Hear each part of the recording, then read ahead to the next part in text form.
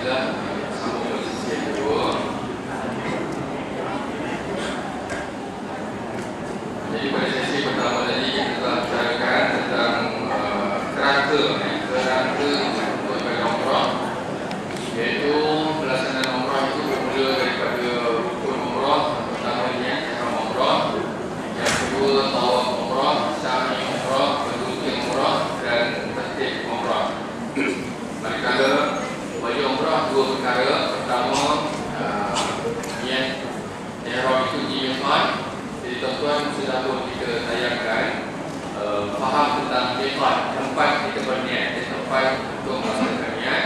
Dan yang kedua, larangan-larangan ihram 13 perkara adalah wajib umrah yang kedua. Kita teruskan tentang perkara-perkara sunat yang dilakukan bagi orang hendak berniat ihram umrah, ya. Apakah perkara-perkara yang hendak dilakukan, yang disunatkan semasa berniat ihram umrah? Sebelum tuan-tuan untuk berniat ihram umrah, sama ada di rumah kita masing-masing sebelum kita bergerak ke lapangan terbang, ataupun kita berada di Madinah sebelum kita bergerak ke Mekah. Sebelum kita berniat itu mana-mana tempat pun, sunat yang pertama kita kerat kuku dahulu, ya. Mengerat kuku, merapikan hisai, janggut, rambut, ya. Yang ketiga, menanggalkan bulu ketiak, bulu kemaluan hari-hari dan sebagainya. Yang keempat, mandi sunat ihram. Mandi sunat ihram, kita niat sahaja aku mandi sunat ihram kerana Allah Ta'ala. Tak payah di kebun, tak payah, ya. Kita mandi itu biar rata sampai seluruh anggota badan. Rukun mandi sunat itu, ya. Yang kelima, mengambil wuduk. Sunat sebelum kita berniat ihram. Kalau ditanya kepada kita apakah perkara, adakah berwuduk itu wajib semasa kita niat ihram? Jawapannya sunat saja. Masa kita nak niat ihram umrah, bahawa itu umrah tawa ahram biharillah ta'ala, saja kita melakukan umrah dan ihram dengan kerana Allah Ta'ala. Masa itu kita ada wuduk ke tak ada wuduk, dianggap sah kedua perkara, ya. Jangan kita nak kena pergi ambil wuduk dulu, tak payah. Niat itu dia tak syarat untuk kita berwuduk, ya. Yang ke-6, disunatkan memakai wangi-wangian pada badan, bukan pada kain ihram. Ya, sebelum niat boleh kita pakai, tapi jangan banyak. Jangan banyak sampai dia melekat pada kain ihram. Pakai minyak wangi itu sekadar untuk mewangikan badan kita, sebab pernah dilakukan oleh Rasul SAW semasa sebelum niat ihram di Bir Ali. Rasulullah pakai niat haji, masa haji Rasulullah, ya, sampai selesai ihram tu lama, bagi haji tu lama, 7 hari tadi.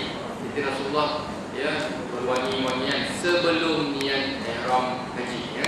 Jadi boleh juga kita pakai, jangan pakai banyak, pakai kadar yang sedikit saja. Memakai minyak rambut, disunatkan sebelum tu mandinya kita bersedialah, ya. Sebelum niat ihram tu, memakai kain ihram berwarna putih disunatkan, solat sunat ihram. Jadi semua perkara-perkara ini kita sunat lakukan sebelum kita berniat.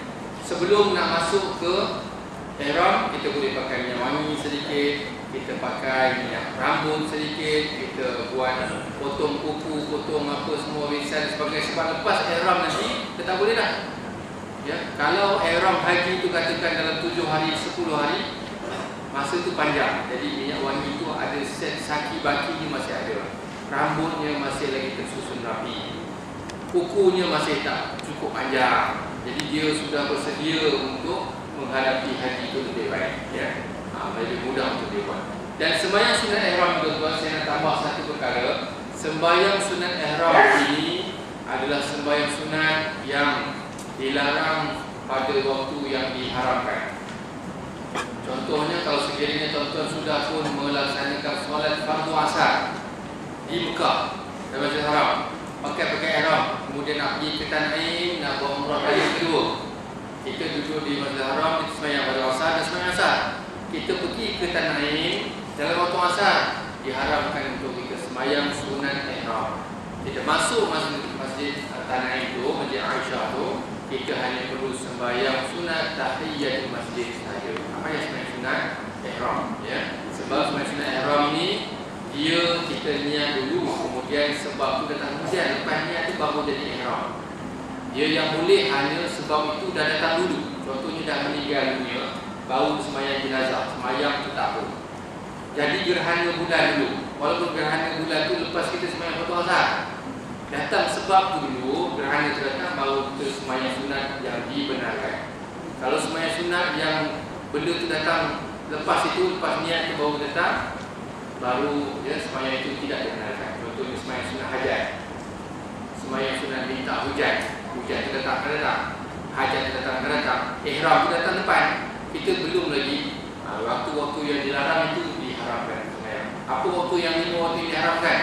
Lepas kita sembahyang fardu subuh sebelum terbit matahari, selepas kita sembahyang fardu asar sebelum terbenam matahari, waktu terbit matahari, waktu istiwa matahari terpacak daripada kita, dan waktu terbenam matahari. Ada 5 waktu yang diharamkan tu sembahyang sunat. Sembahyang sunat, bukan sembahyang fardu, sembahyang sunat, ya. Okey, jadi tuan-tuan, saya tambah tu tadi sembahyang sunat ihram. Kalau sekiranya kita nak buat selepas solat fardu asar, kena hati-hati, kita ingat itu saja. Yang lain boleh buat, ya. Perkara sunat semasa niat ihram kita nak buat, kita nak lancarkan ihram tu. Ihram ni tuan-tuan macam kita tekan switch on, lampu nyala. Selagi belum selesai lagi tawaf, umrah, sa'i, umrah, bergunting, on lah switch tu. Kalau 20 hari, 20 hari lah. Kalau 30 hari, 30 hari. Kalau setahun, 2 tahun, dia on. Sampailah tercapai hasrat nak buat umrah tu, baru off dia punya switch tu.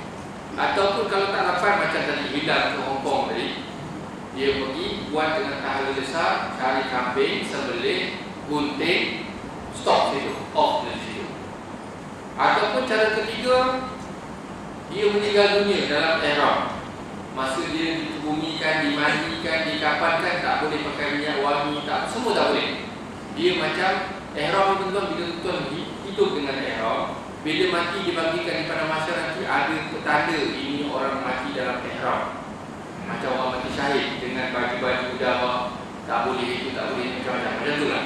Ya, jadi ihram ni daripada hidup sampai mati.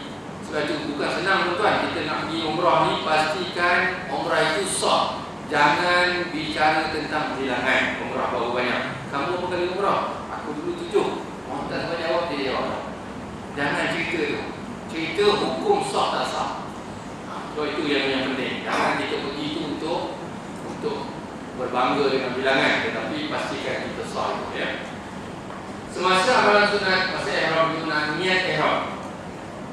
Setelah selesai tuan, kita dah pakai pakaian ihram, ya, kita pakai ihram, siap pakai ihram, cabut ya apa semua, kita pakai ihram. Katakan kita nak buat umrah kali kedua, kita pergi naik bas pergi ke Tanah Air. Kita dalam hotel sebelum kita bergerak naik bas tu, kita pakai ihram dulu lengkap. Kemudian kita dah keran buku, dah misai, mandi sunat di hotel kita di Mekah. Kemudian kita dah pakai minyak wangi apa semua sebagainya, pakai standby kain ihram tu. Kemudian kita naik bas daripada Mekah, kita pergi ke Tanah Air, naik bas 2 rial, naik van 5 rial, naik taksi 10 rial seorang. Sampai ke Tanah Air, di situ kita nak meletakkan niat. Di situlah miqat. Di situ tempat untuk berniat.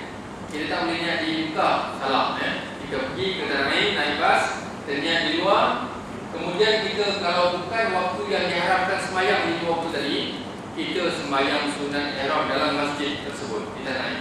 Sembahyang di sana, kemudian kita sembahyang sunat 2 rakaat, habis saja sembahyang sunat 2 rakaat, kemudian kita duduk ayat akhir tu, kita pun baca doa, lepas baca doa, ya Allah ya Tuhanku, bagilah umrah aku ni umrah yang makbul lah, yang diterima. Jadikanlah dia untuk menghadang aku di dalam, ya, di padang mahsyar nanti, elakkan aku daripada neraka sebagai doa tu. Habis saja doa, baru kita niat ihram di tempat sembahyang tu, di tempat bagi salat tu. Nawaitul umrata wa ahramtu biha lillahi ta'ala. sahaja aku melakukan umrah dan berihram dengannya kerana Allah Ta'ala berniat. Bila dah niat, maka ihram tu kita dah on dah. Tak boleh padam-padam dengan sewenang-wenangnya. Dia boleh pergi sampai seumur hidup pun ada orang. Dia tak sedar yang dia itu tersalah, ihram sampai mati pun ada. Ya, tuan nanti. Itu kadang-kadang hati-hati. Ya, jangan kena banyak bulan tapi tengok hukum yang kita telah bicarakan. Kemudian sunat lepas sembahyang menghadap para kiblat, kita duduk di tempat kita sembahyang di masjid Aisyah tu dan air, kemudian berada dalam keadaan wuduk, kita masih berada. Kalau kita ihram niat dalam berterbang, kita tak mampu nak duduk di masjid mana, kita duduk di situ selesai. Tak disyaratkan kita berwuduk. Kita duduk dalam ihram, pakaian kita pastikan kita dah tukar dulu. Kita niat saja, ya. Kemudian kita baca takbir apa yang mampu kita buat. Ya, sunat satu menghadap kiblat, tapi tuan-tuan kalau kita naik kapal terbang, kepala terbang memang menghadap ke Kaabah lah. Jadi kita duduk tu satu pahala sunat sahaja. Ya. Yang ketiga, amal sunat selepas saja niat kita bertakbir, baca doa. Baca doa, baca Al-Quran tu ada iPad apa semua, kita boleh baca lah. Baca Quran dalam tu, berzikir, elakkan daripada berjual kosong dan jangan berbising-bising dengan orang. Kita masuk umrah tuan-tuan, sama ada dalam kenderaan ataupun kita di Masjidil Haram, masa doa tu jangan kita lawan kuat mengganggu orang lain. Kita tengok pasien sekarang ni ada satu kumpulan Rabbana atina fid dunya hasanah, kita tahu. Tapi jangan, itu hukum makruh. Jangan ganggu orang lain. Orang lain nak baca doa juga, jangan ganggu orang lain. Okay, ni bicara kan jemaah haji, jemaah umrah, kenapa Malaysia tak buat ya? Orang lain buat. Memang hukum dia dah sebut begitu. Jadi janganlah. Memang ganggu orang lain. Ada orang nak niat iktikaf, ada orang nak baring saja, nak rehat, ada nak baca Quran. Lepas dia pergi apa? Ganggu dia punya situasi ya. Jadi tuan-tuan, itu keadaan yang seperti ini. Jadi tuan-tuan, kita sama-sama baca niat ihram umrah. Ya, nawaitul umrata wa ahramtu biha lillahi ta'ala. Sahaja aku mengerjakan umrah dan aku berihram dengannya kerana Allah Ta'ala. Jadi tuan-tuan, lafaz niat nawaitul umrata wa ahramtu biha lillahi ta'ala. Ya, itu bagi niat umrah, ya, bagi pelaksananya. Kalau orang Saudi, saya dulu pergi umrah dengan ada sahabat tuan-tuan hari kita ada ya. Dia pergi, saya sebelah ni jemaah wanita Arab Saudi, dia niat umrah. Kita tu tanya dia, dah sampai ke Kuala Manazil? Belum lagi. Istana itu. Lepas tu kita pun baca nawai, bila dah sampai nawai tu umrah wa ahramtu biha lillahi ta'ala. Saya baca, lepas tu jemaah yang ikut saya sekali baca sama-sama. Betul, labbaik Allahumma, baca ramai. Orang Saudi dia doanya niatnya lain. Ya. Labbaik Allahumma bil umrati lillahi ta'ala. Jadi niat itu memang beza tapi maksudnya sama. Labbaik Allahumma labbaik, labbaik la syarika lak labbaik. Dia baca doa itu ya sebagai lafaz niat untuk umrah. Jadi tuan-tuan, itu sebagai tambahan daripada tuan-tuan, beza juga di sini ya.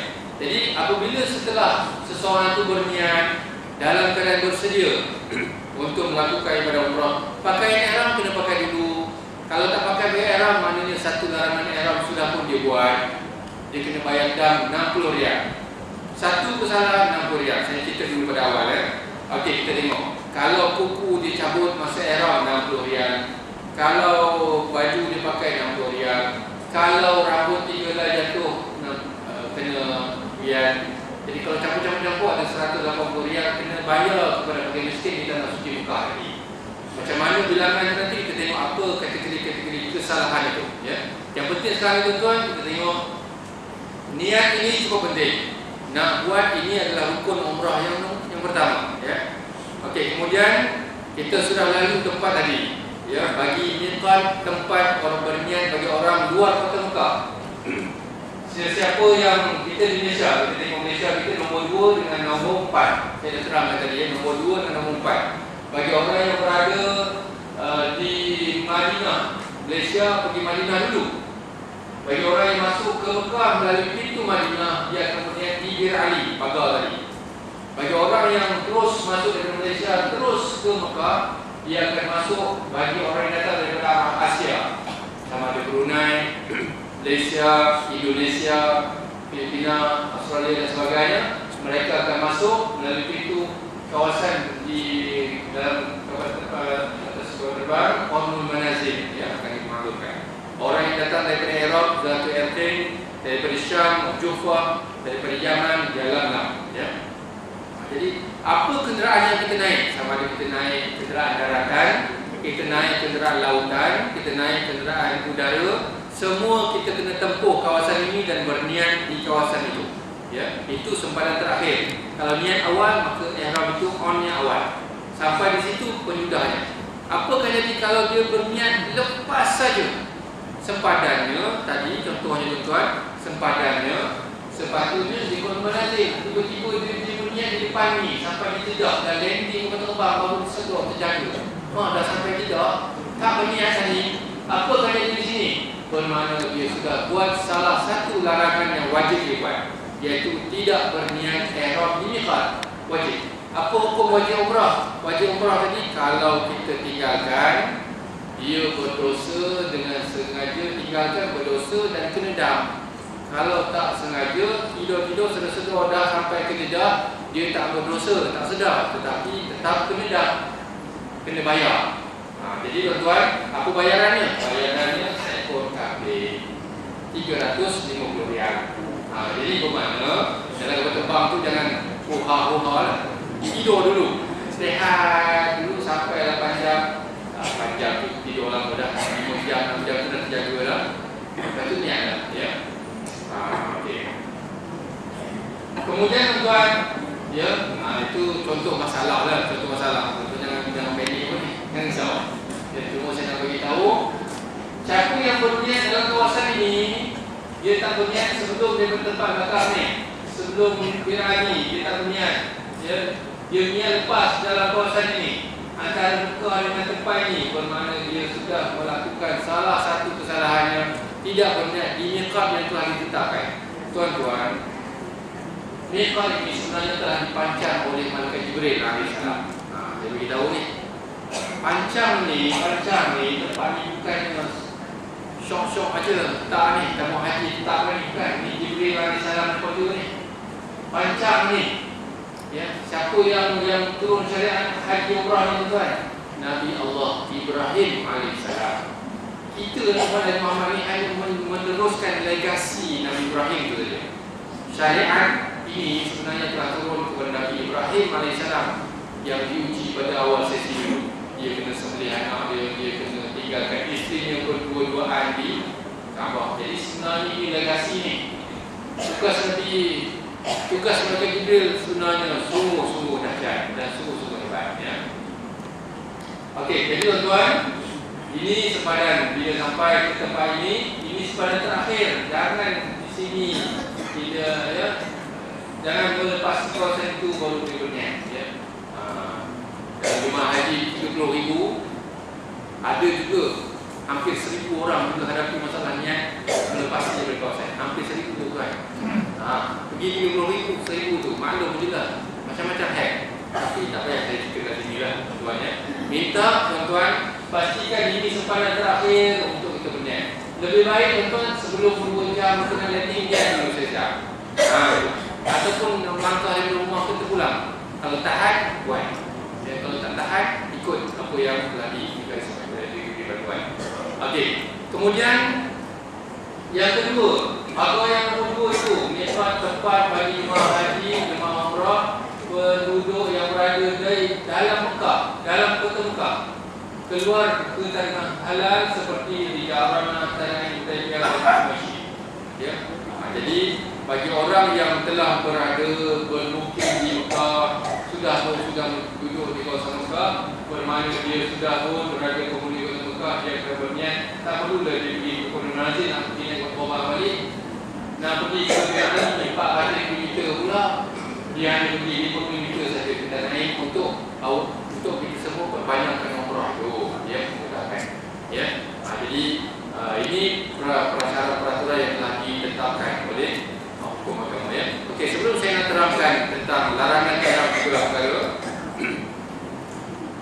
Saya sebutkan cara mengambil wudu bagi orang perempuan semasa ihram.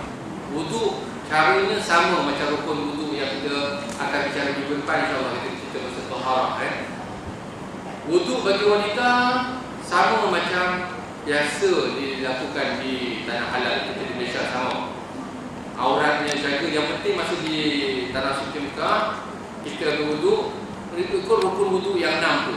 Niat apa semua cukup lah, basuh muka, basuh tangan sampai ke siku rambut, basuh kaki, kemudian tertib, ada 6 rukun tu.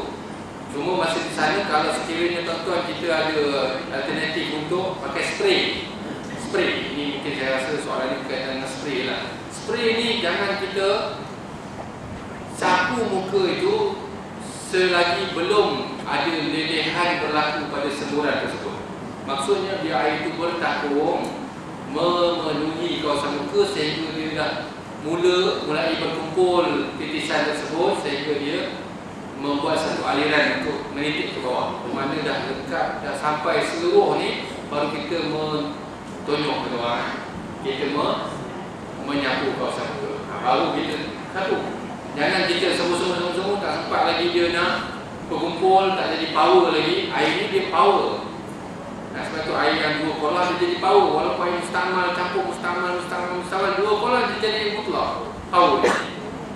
Jadi kita pun sembuh 5 kali pusing, dah terkumpul air tu, dah rata, baru kita menyapu kawasan itu dengan rata. Tangan tu begitu juga. Kita pun sapu, jangan sapu selagi belum lagi terkumpul dia punya semburan itu, yang titisan-titisan yang halus tu belum bercantum, jangan kita sapu. Kita biar kumpulkan macam air. Sebab kalau kita berada di dalam Masjidil Haram, kita nak pergi ke tempat berwudu, jaraknya agak jauh, mungkin ini salah satu daripada cara alternatif yang kita boleh buat. Yang pastikan kita jaga aurat semasa aurat bagi wanita, ya. Dalam masa ihram, semasa bermandi-manda, dia lepas niat ihram umrah sampai dalam kapal terbang tadi, kemudian sampai ke Jeddah, badan mula kelekit dengan laki ke perempuan ke, sampai di Mekah, dia masuk hotel, dia nak mandi dulu, dia nak bermandi dulu sebelum nak melakukan umrah, ya. Hukumnya boleh tak boleh? Hukumnya boleh. Tidak boleh disatukan. Sebab ihram umrah ni tajuk lain. Ihram umrah ni selagi belum habis umrah, belum tawaf, belum sa'i, ihram ni berjalan. Tapi masa kita ihram, kita kena jaga larangan 13 perkara tentang kita. Apa benda yang kita boleh, masa kita mandi, kita caburkan. Soalan ni dalam masa ihram, semasa mandi, ihram dibuka.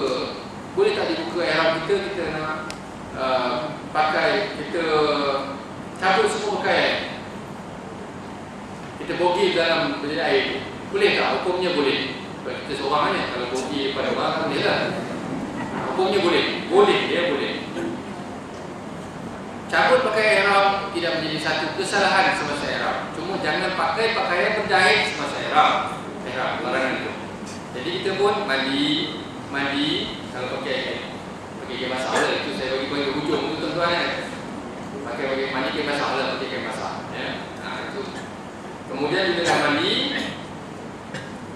kain ihram tu dibuka. Perlukah seseorang itu berniat ihram di mikot semula? Jawapannya tak perlu, tuan-tuan. Ya, lepas saja kita berniat ihram sekali, kita tak perlu berniat itu berkali-kali. Kali kedua kita niat, itu tak kira, kita sekali saja. Kita buat sekali, kita mandi, kita buka pakai ihram. Ihram ni dia bukan duduk pada baju, sebenarnya. Bukan pada pakaian ini. Ihram ini sebenarnya dia duduk melekat pada badan kita, yang kita tak nampak. Tuan-tuan. Ihram ni sebenarnya hukum yang ada pada tubuh badan kita. Dia tak nampak, dia bukan duduk pada pakaian ini. Ini pakaian yang disyorkan oleh syariat. Pakaian ini, ya, kalau tuan-tuan tak nak pakai baju ni, kain ini, boleh tak? Tuan-tuan ambil kain pelekat ataupun gebor di rumah tu, balik tu di badan, boleh tak? Boleh, memang boleh. Tuan-tuan ada kain pelekat yang dah jahit, gunting di tengah tu, jadi kain basah pakai itu. Orang tawaf pakai kain putih, dia pakai petak-petak kan. Ekor je. Boleh tak? Boleh. Tak ada masalah. Ihram itu bukan duduk pada pakaian. Ihram itu duduk pada hukum orang. Macam sekarang ni, saya ada wudu. Hadas kecil saya tak ada pada badan kita. Selepas ni orang, saya pegang isteri saya buang air kecil. Pakaian hadas tu dia akan duduk pada badan saya. Dia tak duduk pada baju saya. Dia duduk pada kulit kita. Pakaian itulah yang menghalang sahnya sebenarnya. Bila macam mana kita nak cabut? Kita kena niat sahaja aku mengangkat hadas kecil. Itu yang kata sejarah kita ni tuan. Sahaja aku berwuduk, sahaja aku mengambil air sembahyang, sahaja aku mengangkat hadas kecil, barulah pakaian hadas itu tercabut pada kita. Bukan baju ni nampak cantik, tapi hadas itu dia duduk pada daging, pada jari jemari kita yang ada melekat pada tubuh badan. Kita tak nampak. Malam tadi awak ada orang bersetubuh, berjunuk, setubuh dengan suami isteri setubuh.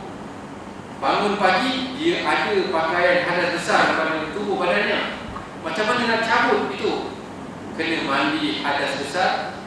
Sahaja aku mengangkat hadas besar. Kerana apa? Dia benda dipanggil dalam istilah amrun i'tibari. Benda itu ada tapi nak pegang tak boleh. Benda itu ada tapi nak pegang tak boleh. Kita nak sentuh tu tak kena pada badan. Benda itu ada. Sebab tu bila kita sembahyang, dalam keadaan kita berhadap besar, jawapannya soalan kita tak sah. Kalau kita ada hadap besar, masa kita tawaf kita tak jadi. Artikel minggu baru ni, kita ramai orang Malaysia tak tahu mandi wajib. Kesannya tuan-tuan, seumur hidup. Kita tahu mandi wajib ni. Mandi wajib 2 rukun saja. Kita satu boleh jawab. Tolong. Mandi wajib, rukun pertama, niat mandi wajib. Saja cuma ke hadap besar. Yang kedua, meratakan air pada seluruh anggota badan. Tak cukup pun ni, tak sah mandi wajib. Jadi itu saya ceritakan tentang ihram tadi ya. Jadi bermakna tuan-tuan, kesimpulannya bila kita berniat ihram umrah, ya, kita tak perlu berniat untuk kali kedua, kali ketiga untuk perbaharui balik. Tidak begitu. Dia sekali jadi, dia tak boleh off balik, tak boleh nak tutup dah. Sampailah habis nyawa kita mati pun ihram itu berjalan. Ataupun yang kedua kita buat tahlil israr macam Nabi SAW berlaku di Hudaybiyah tadi. Ataupun yang ketiga ni ialah dengan menyelesaikan umrah itu baru habis. Wallahu a'lam ya. Okey, jadi tuan-tuan, kita tengok apa larangan ihram semasa kita lepas sahaja menjadi ihram. Lepas saja kita menjadi ihram, kita dah pakai pakaian ihram, tak apalah. Pakailah ya. Tuan-tuan nak pakai ke? Pengantin boleh pakai ni. Bila kita dah pakai ihram, kita dah niat ihram. Sahaja aku melakukan umrah dan berihram dengannya kerana Allah Ta'ala. Lepas saja kita berniat, katakan pukul 1:12 minit tengah hari, kita dah niat. Bermula 1:12 minit tengah hari itu, itulah kita sudah pun menjadi larangan untuk kita melakukan 13 perkara ini. Apa dia perkara ini? Pertama, memakai pakaian bersarung. Tak boleh pakai kain sarung, kain pelakat tak boleh. Ini bagi orang lelaki. Tak boleh pakaian berjahit, iaitu pakai macam baju Melayu saya ni. Hujung saya ni antara kawasan lengan, masa nak buat baju di bawah itu, antara lengan ini nak cantumkan dengan baju abdomen yang atas ni, yang baju jubah yang panjang ni, nak cantum sesuatu ni ada penghubungnya. Yang menghubung inilah dianggap sebagai berjahit yang bercantum, yang dilarang bagi orang lelaki memakai. Jadi tak boleh pakai ya. Jadi apa saja pakaian-pakaian yang bercantum, bergabung, bersarung, kasut begitu juga, termasuk dia menjahit. Sebab itu syaratnya mesti menampakkan 5 jari depan dan nampak ke tumitnya. Rasul SAW pernah tengok sahabat pakai pakai stocking kulit, kasut kulit, kasut bulu. Kalau sekarang kemudian Rasul ambil pisau, potongkan, nampakkan kelima-lima jari depan. Bukan dengan tapak sekali, atas je lah. Kemudian tumit pun dilubangkan, jadi nampak. Itu Rasul benarkan sahabat itu meneruskan ihramnya. Kemudian pakai kasut. Kita tengok di bawah, kasut kena pastikan seliput-liput tadi saya cakap, nampak dia punya. Ini bagi orang lelaki ya. Kemudian kalau naik sampai ke lutut, ada yang sakit lutut sampai pakai knee guard. Dia bersarung juga tu, knee guard. Laki tak boleh. Perempuan Boleh. Perempuan boleh sebab berjahit, pakai bersarung. Perempuan tak jadi halangan sebab perempuan boleh pakai jahit, pakai tekuk mayang. Kalau tak boleh macam orang lelaki, masalah pula. Nampak habis murah. Lucut ke? Contoh kalau tengok di YouTube orang pakai ihram tu berlari di bawah jalan sampai jatuh semua pakaian. Benar tak? Kan? Habis semua. Kan? Macam-macam. Jadi orang perempuan contohnya nak pakai nigat, pakai pembalut lutut ni kerana sakit lutut, boleh tak kena dam dan jadi satu kesalahan. Bagi orang lelaki boleh tak pakai ni? Pada hukum asalnya ialah tak dibenarkan sebab dia bersarung. Kalau dia tidak ada sakit lutut, dia pakai berdosa. Satu, masuk kubur kena rotan, piak kelungkung. Yang kedua, kena dam. Dam yang perlu dia bayar ialah RM60. Ya, dan dam RM60 ini tidak menghapuskan dosa yang dia sengaja memakai nigat itu, pakai bersarung tanpa sebab. Bagi orang yang memang uzur, yang ada sakit lutut, dia nak berjalan jauh masuk umrah, nak keluar masuk kena kerana sakit, dia boleh memakai. Tak sama macam orang yang pakai tanpa sebab tadi. Ini bersebab dia pakai kerana darurat sakit, dia tidak berdosa tetapi kena dam sekali. Walaupun pakai berkali-kali. Sekali pakai itu kena dam RM60, tetapi untuk seluruh ibadah umrah atau haji yang dilakukan sekali kena, tetapi tidak berdosa. Itu maknanya. Wallah. Jadi tuan-tuan itu niat. Sampai di atas dah pakai tali pinggang boleh tak? Tali pinggang bukan pakaian bersarung, dia tidak. Boleh ya. Jadi tali pinggang boleh, nak pakai posh bag boleh bagi orang lelaki kita, orang lelaki. Kemudian nak pakai jam boleh, pakai jam ya. Kemudian nak pakai cermin mata boleh. Ya, orang lelaki. Lagi apa? Okey. Kepiah ni nombor 2. Larangan kedua bagi lelaki ialah memakai menutup kepala dengan apa bentuk sekalipun. Memakai menutup kepala, ya, dengan pakaian dengan apa bentuk sekalipun, ataupun menutupi sebahagian daripada kepala. Kalau dia tutup itu dengan kain ihram, kena. Tutup itu dengan serban, kena. Contoh kepiah, kena. Kalau dia tutup itu dengan bayang-bayang payung, tidak kena. Sebab bayang-bayang dia kena dengan pakaian, dengan benda ya, dengan objek, dengan zat, dengan benda yang boleh disentuh ya. Jadi sebab itu kalau sekiranya jemaah lelaki dia datang jumpa saya, Ustaz, 4 hari sudah saya pergi tawaf, saya terkencing masa tawaf, lepas tu orang sami, saya pun sami, lepas tu orang bunting, saya pun bunting, saya balik. Dia 4 hari sudah kita ni, dia datang itu tempat kepiah pakai, baju pakai. Saya kata nombor 1, ihram tuan ni dalam keadaan ihram, 4 hari ihram ni. Pasal apa? Pasal masa tawaf tu kencing dahulu. Kemudian macam mana nak buat? Saya kata kepiah ni satu kesalahan lain, baju kesalahan lain. Satu kesalahan tadi RM60, baju tu RM60. Jadi saya kata kepiah tu tak nak dulu. Jadi sebab tu dia berbeza ya. Jadi orang lelaki menutupi kepala ataupun sebahagian daripada tidak dibenarkan. Tidak boleh ya. Yang ketiga, menutup muka. Menutup muka bagi wanita, orang perempuan tidak boleh menutupi mukanya. Kalau yang pakai jilbab, niqab, ya, khiyar dan sebagainya, maka dia wajib membuka semasa ihram. Masa niat ihram dia buka. Tinggalkan. Nak pakai balik lepas sahaja dia tahallul ihsan ataupun dia telah selesai melakukan tawaf umrah dan sami umrah bergunting. Kalau dia meninggal dunia, masa itu jenazahnya tak boleh ditutupi mukanya, kena buka.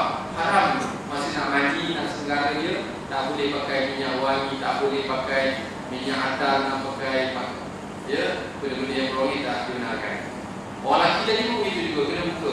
Biasanya jenazah kita kena buka kepada muka, tapi kepala kita tutup. Tapi orang dalam ihram masa dikemudikan dibuka dalam ihram, ataupun dia dah balik ke Malaysia, dia teringat 10 tahun sudah aku katanya aku lepas niat itu tawaf tidak sah, aku 10 tahun dalam keadaan ihram. meninggal.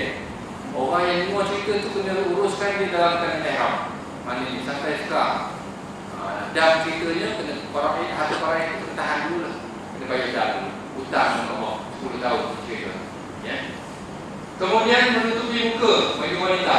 Kalau ada debu-debu yang lalu di tepi jalan, jangan tutup dengan kain kekung.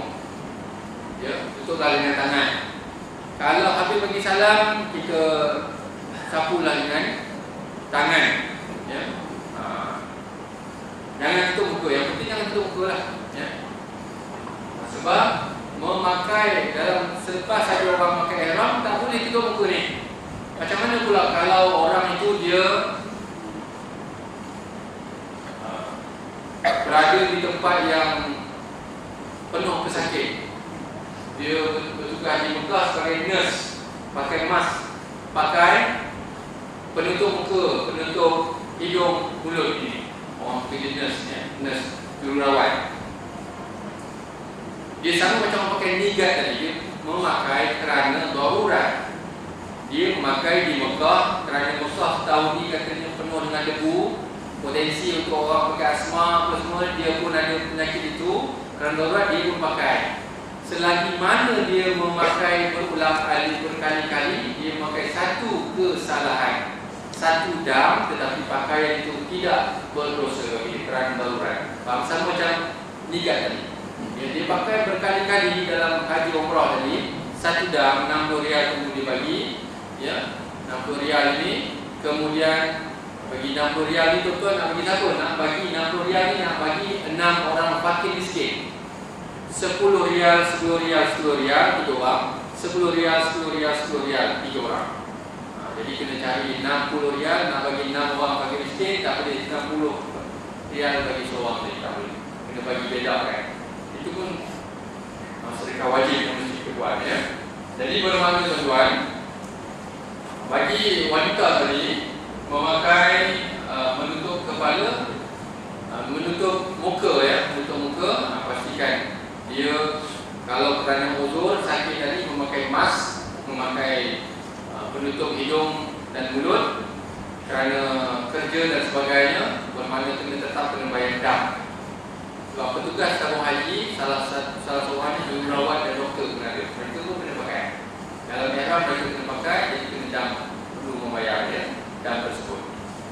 Okey, kemudian yang keempat, larangan ihram semasa ihram juga, iaitu memakai sarung tangan lelaki dan perempuan. Maksud memakai sarung tangan itu yang melekat pada setiap kelima-lima jari. Melekatnya, melekat, maknanya ada pelekat, ada yang sama ada tali ke, ada dia buah dia di atas, dia tutup bagian atas.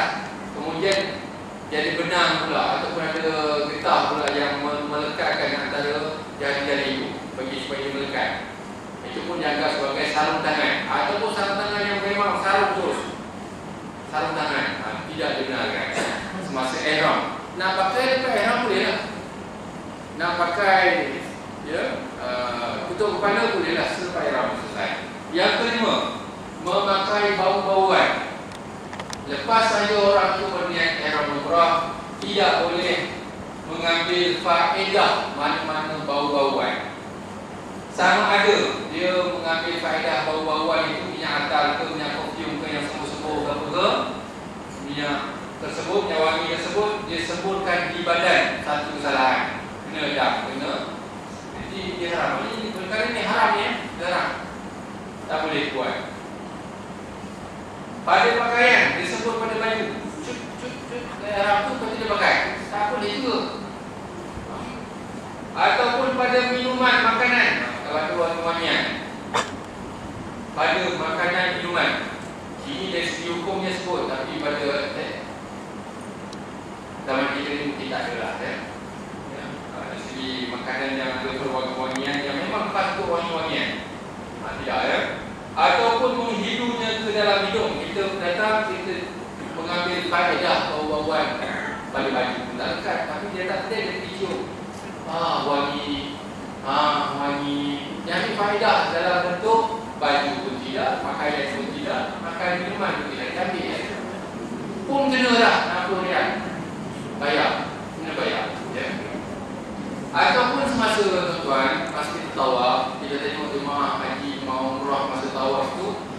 kita tawaf bukan orang umrah saja tawaf. Ada orang yang berpakaian biasa yang dah selesai umrah, dia pakai baju pakaian sembahyang, dia pakai sunat pakaian yang wangi, dia tawaf sunat. Masa dia tawaf sunat itu, baju dia penuh bau-bauan wangi. Jadi kalau kita tengok di depan kita tu orang yang memang wangi, kita pun kena tawaf jauh sikit. Jangan dekat. Kalau kita mengekali itu, bermakna kita sudah langgar salah satu larangan puasa ihram. Mekah ni macam kita masuk taman larangan lah. Banyak larangan kita kena kawal. Sebenarnya tuan-tuan, saya ulang selalu, tuan-tuan tengok ni aku banyak benda larangan. Tuan-tuan kita di Malaysia pun, kita pun ihram juga. Waktu kita takbiratul ihram, Allahu Akbar, ihram. Boleh tak kita berlari dulu? Bila kita nak tahallul, masa kita bagi salam. Boleh tak kita makan masa kita lepas takbiratul ihram? Boleh makan, lepas bagi salam kita pun berdarah kan? Makan. Nak minum tak boleh. Nak berjalan, berlari, bersembang, bercakap bahasa Melayu. Kamu mana kan dia cakap? Nak sembang tak boleh, semua tak boleh. Jadi larangan-larangan itu sebenarnya dah ada sebagai latihan. Kita ihram di Malaysia tuan-tuan, kalau yang buat semayang 2 waktu saya semalam subuh, zuhur, asar, maghrib, isyak, ihramnya sudah 5 kali. Bila kita pergi ke Mekah tu, ihram kita tambah jadi 13, tambah lagi. Tambah lagi ya. Sebab nak uji, hidup ni ujian. Yang ke-6, memakai minyak rambut di kepala ataupun di janggut. Tak boleh pakai. Nak pakai sebelum ihram, pakai minyak rambut. Ya. Yang ke-7, tidak boleh menanggalkan rambut ataupun bulu. Nak cabut bulu, nak cabut rambut, tak boleh lepas kita niat. Ya. Ataupun perbuatan mencabut. Ya, tuan-tuan, contohnya dengan apa cara sekalipun kita mencabut. Ada satu kes yang kita pecahkan kes rambut dengan kuku ni tuan-tuan. Yang pertama, memang dia nak mencabutkan rambut. Cabut selai itu 1, 2, 3 kali. 3 lai. Itu sengaja. Yang kedua, dia rasa gatal di mata ni. Bila garu ni dalam ihram, gugur selai. Dia tak ada terlintas pun nak cabut, tapi dia garu jatuh dengan perbuatan dia. Bermakna itu kes yang kedua. Ya. Jadi kes yang pertama tadi memang dia sengaja mencabut. Ya. Jadi larangan semasa ihram, kalau dia sengaja mencabut, bermakna dia berdosa masuk kubur, kena khotan nanti, kena hukum. Yang keduanya, dia kena bayar dam. Selain rambut yang dicabut ataupun bulu roma yang mana-mana pada badannya, selain 1 jubah. 1 jubah bernilai 5 riyal. Dia kena cari orang miskin bagi 5 riyal. Kalau sehelai semasa ihram. Kalau 2 helai dia garu-garu, dia cabut 2 helai dengan sengaja, dia berdosa dan kena 10 riyal. 10 riyal. Sebab 1 helai serial 10 riyal, 1 jubah, 2 helai 2 jubah, 10 riyal. Ini harga tahun 2014 ni lah, harga semasa ni. Kalau dicabut tu 3 helai sedenap ataupun selai dengan sengaja, hukumnya berdosa dia kerana sengaja mencabut. Sebab larangan tak boleh ni, berdosa. Yang keduanya 3 helai itu dia kena 1 dam. Dia ada 1 dam. Pilih sama ada seekor kambing atau 60 riyal. 60 riyal dibagi kepada 6 orang, 10 riyal 10 riyal 10 riyal 3 orang, 10 riyal 10 riyal 10 riyal. Nak cari mana? Nak cari pekerja yang berada di Masjidil Haram. Yang minta sedekah tu bagi tahu dia 10 riyal. Sebut dam. 10 riyal dam. Cukup. Ataupun kalau tak nak bagi 60 riyal ini, duit kita tak nak bagi. Kalau nak bagi kambing 350 riyal. 3 helai rambut 350 riyal satu kambing. Itu bagi orang mampu. Tapi ada saya jumpa beberapa orang yang bagi itu. Ada setengah orang tu bagi seekor unta. Dia nak bagi sedekah. Alhamdulillah, tak apalah. Ini kita bagi hak dia cukup. Ada. Ya, bagi orang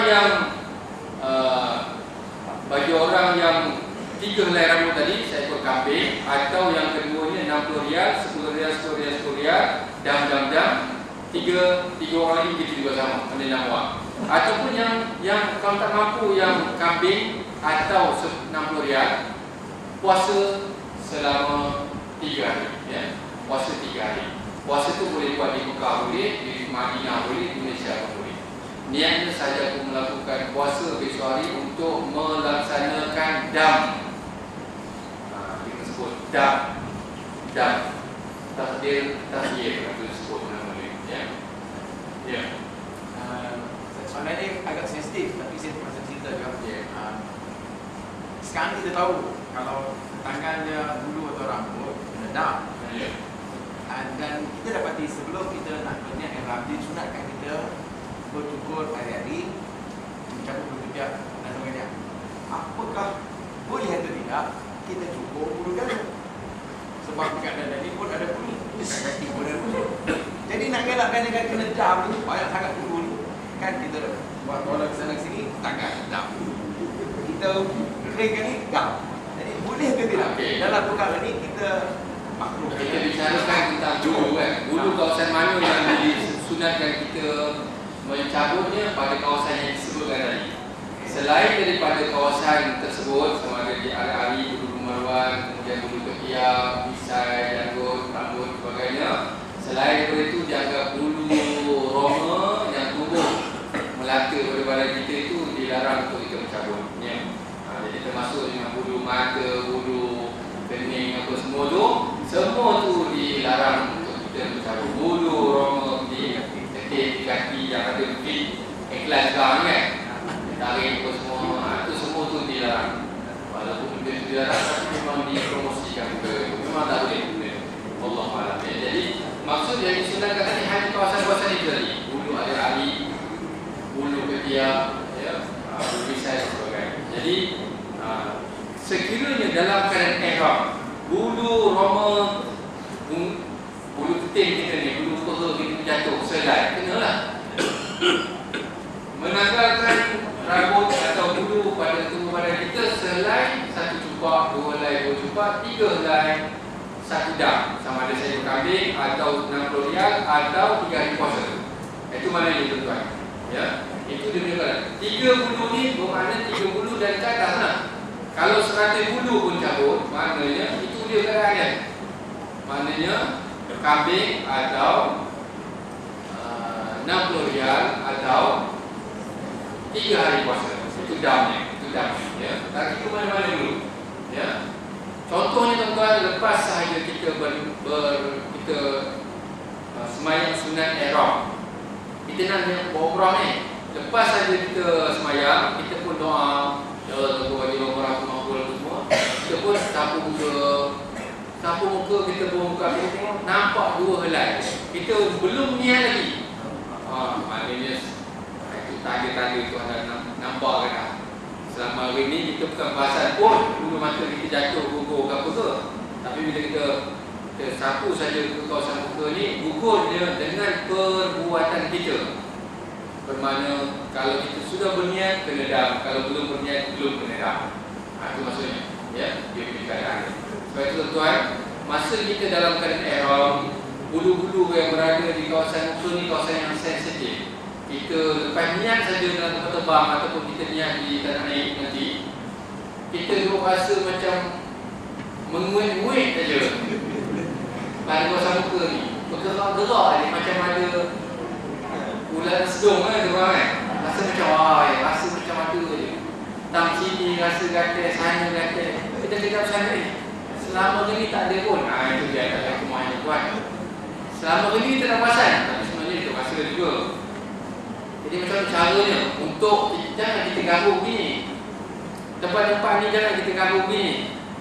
Kita kalau pasal muka, lepas kita berniat umrah, kita tepuk je. Kau syaitan tengah berpesta kat situ, kita tahu kan. Kita tepuk je. Tepuk je, bagi hilang segatal. Tepuk je. Kalau kita ganggu ni, nanti kalau dengan mana kita tahu kan benda tu. Sebab kalau ada, kena. Kalau ada, kena. Apa cara sekalipun, kenalah. Ya. Yang tak kena bulu ni, iaitu kalau dia gugur dengan tabi'i dia. Kita buka telefon, duduk bawah pipa angin, tengok keluar rambut kita. Pasti dia angin kuat ni. Gugur ke apa ke? Kita tak guna. Itu maknanya dia gugur dengan tabi'i. Ataupun orang perempuan yang buka cukup dia, tengok dah ada. Itu tabi'i dia. Begitu, tak kena. Kalau tabi'inya begitu. Kalau ada saja kita garu, satu saja jangan garu. Jangan cucuk boleh. Cucuk boleh. Tekan dia. Tekan dia. Kalau tak buka dengan perbuatan kita tu ada. Ada pula kena lah. Nombor 8, memotong kuku. Sama. Satu potong kuku kena 1 cukup RM5. 2 potong kuku 2 cukup RM10. 3 kuku potong seekor kambing atau RM60 atau 3 hari puasa. Pilih. Masa nak bayar puasa tu kena sebut saya berpuasa besok hari untuk melunaskan hutang dam. Sebut cakap Melayu ke apa? Cakap dia. Dam dia semua. Kemudian yang ke-9, menebang, mencabut, memotong pokok di tanah haram. Ini nombor 9. Nombor 9 ini orang dalam ihram pun dilarang, orang yang tak ihram pun dilarang. Kita dah pergi umrah, dah buat apa semua, dah pergi umrah semua. Masa balik dari masjid tu kita dah pakai jubah apa semua dah. Halal balik dah. Ihram kita dah cabut. Kita pergi ke tepi jalan tu, kita tengok pokok tu rasanya aku ubah kita Malaysia water ni nak kering pokok dan jadi bonsai. Di tanah haram ni tuan-tuan sentuh hari pokok. Yang kecil kambing, yang besar lembu. Saya ulang balik ni. Tanah haram punya pokok yang kecil tuan-tuan kena bayar kambing RM350. Pokok yang besar cabut seekor lembu RM2,000. Kalau tuan-tuan duduk tunggu isteri kan, kita pun sadar pokok kan. Pokok tu dah saya ingat dah. Kita pun sadar dengan perbuatan. Maksud saya dengan perbuatan sadar. Saya bom jatuh ni. Lembu pula sekali RM2,000. Shopping tak boleh lah. Tak boleh. Jadi itu. Ini nombor 9 ni untuk orang ihram pun kena, orang bukan ihram pun kena. Duduk kita pun jangan sentuh pokok yang cukup kecil pun jangan sentuh, pokok besar pun jangan sentuh. Seluruh tanah haram. Tanah haram ni ada, saya dah sebut dah dulu juga. Tanah haram Mekah ni apa kawasan daerah mana? Mekah, yang kedua Muzdalifah, yang ketiga Mina. Tanah haram di Mekah 3 daerah, 3 kawasan. Pertama Mekah, yang kedua Muzdalifah, yang ketiga Mina. Arafah tidak termasuk dalam tanah haram, tanah halal. Jadi masa kita buat haji, kita berada di 3 lokasi tanah haram, 1 lokasi di tanah halal. Mekah tanah haram, lepas tu besoknya 9 kita pergi ke Arafah, tanah halal. Tanah halal tu kita tengok pokok, kita boleh pijak, kita boleh tak apa. Kalau kita dalam ihram, tak apa. Kita boleh pijak, kita boleh bagi dengan pokok-pokok tu macam togi, nak keluar kita pun pijak dia. Itu tak apa. Sebab tanah halal. Lepas tu malam tu kita pergi Muzdalifah. Muzdalifah tanah haram, jangan sentuh. Ihram kita tak ihram, kita bekerja ke apa ke tak boleh. Mina pun begitu juga, haram juga.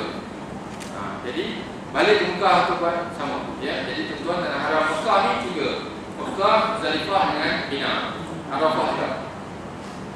10. Memburu binatang buruan. Memburu binatang buruan ini ialah pada semua kawasan. Sama ada di tanah haram pun tak boleh, di tanah halal pun tak boleh. Contoh tuan-tuan, tuan-tuan naik kapal terbang, kemudian naik kapal terbang perang kan. Ada pula mesinkan di atas tu. Tuan-tuan tengok ada satu burung angsa ke burung apa yang besar cantik ya. Tuan-tuan tembak, kita buru kan. Memburu binatang semasa kita sudah berniat ihram. Berniat ihram, setelah kita berniat ihram, yang halal dimakan, memburu itu dilarang sama sekali. Jadi Apatah lagi kalau turun di Jeddah, kita tengok burung merpati, tak boleh kita nak sentuh, jangan kita nak memburu. Nampak kijang, kita tengok air, kita tengok ni, tengok rusa, jangan. Kijang bandingannya ialah kambing. Rusa dan ke atas bandingannya ialah lembu. Bayaran, kita bayar ni. Ya. Kalau burung, dia burung merpati. Burung merpati yang biasa dia jadi ialah burung merpati dan belalang. Kalau belalang halal dimakan. Kadang-kadang kita kejar dan dalam masa tawar tu tengok ada belalang orang bagi. Disebutkan satu cupak RM5. RM5 kira. Di badan Kaabah ni dulu belalang penuh. Tetapi mereka tengok Allah belalang mati sekor RM5. Mana tak boleh tadi. Ya. Kita tengok keadaan. Burung merpati kambing. Kambing ya. Okey, kemudian yang ini larangan yang ke-10, larangan yang ke-11 berkahwin. Ni 11 12 ni orang yang kahwin lah. Orang dewasa itu je. Berkahwin, dia nak jadi pengantin lelaki. Lepas niat orang tu nak jadi pengantin lelaki, boleh? Tak boleh. Dilarang. Kalau dia nikah juga masa tu bermakna akadnya fasid. Iaitu akadnya rosak. Tak sah pernikahan dia. Dia nak jadi pengantin lelaki, nak berkahwin ataupun nak mengahwinkan, dia nak jadi wali. Dia dah berniat ihram. Dia pergi, biasanya tuan-tuan kadang-kadang ada yang pakcik-pakcik yang pergi dengan anak perempuan dia jumpa sana, bakal menantu dia kata dia wali dah ada, ayahnya, anak perempuan ada. Kita cari 2-3 orang saksi, nikah dalam negara haram. Contohlah, pernah juga jadi ni. Tapi bila balik Malaysia kena daftar lah. Jadi, dalam ihram kahwin. Lepas dia bapa dia niat ihram, kemudian dia nikah dengan menantu. Dalam ihram pula ada juga kan. Dua-dua tak boleh. Bermakna kalau nak nikah, tidak dibenarkan dalam ihram. Menerima wakil nikah pun tidak dibenarkan. Ya. Dan yang ke-12, lakukan muqaddimah jima'. Muqaddimah jima' ni sentuh-sentuh sampai keluar air mani. Sampai keluar air mani. Kalau lelaki sampai dia akan meregang, kalau wanita sampai air mani keluar, bersedia untuk bersetubuh. Maknanya perbuatan-perbuatan itu ya. Melakukan pendahuluan jima' ni kita bicara dunia. Suami isteri jangan sentuh kulit dengan suami. Dalam ihram jangan. Pegang tu biar berlapis. Kalau berlapis itu pun rasa macam nak bersetubuh juga, rasa geram je. Pegang berlapis pun ada rasa bermakna berdosa. Ya, tapi dah tidak ya. Yang ke-13 melakukan persetubuhan. Ini dia orang pola sekali ini. Kalau buat sekali persetubuhan mesti kena bayar dam seekor unta. Unta RM2,500 itu dam ya, perlu dibayar ya. Okey, tuan. Oh, masuk tawaf ni. Jam pukul 9 lah. Kita setengah. Jadi tuan-tuan ya, sampai ke Mekah ya, saya dah terangkan konsepnya sudah kita. Masa tawaf ini saya ceritakan pada tuan-tuan kebanyakan jemaah yang menjadi rosak pada umrah ni ialah pada kelakuan tawaf. Tolong jaga tawaf ini. Nombor 1 syarat sah tawaf, pertama suci daripada hadas. Contohnya orang yang tak tahu nak ambil sembahyang, maka tawafnya 1000 kali pusing pun tak jadi. Orang yang tak tahu nak mandi wajib, maka tawafnya berapa kali pun tak jadi juga. Dia kena tahu. Sebab tu orang nak pergi umrah, bukan perjalanan tu melancong. Dia nak pergi tu, dia kena prepare daripada awal balik. Tengok bahagian taharah, bersuci macam mana dia perlu buat sampai sudah. Ya. Yang kedua, dia kena suci badan. Masa dia tawaf itu badannya suci, tidak ada najis melekat pada badan dia. Yang kedua, tak ada najis itu pada pakaiannya, melekat dalam poketnya dalam ihram ni. Ya. Kita dalam ihram ni tuan-tuan, masa kita pakai ihram ni, kita elakkan daripada masuk bilik air jamban masa di Masjidil Haram.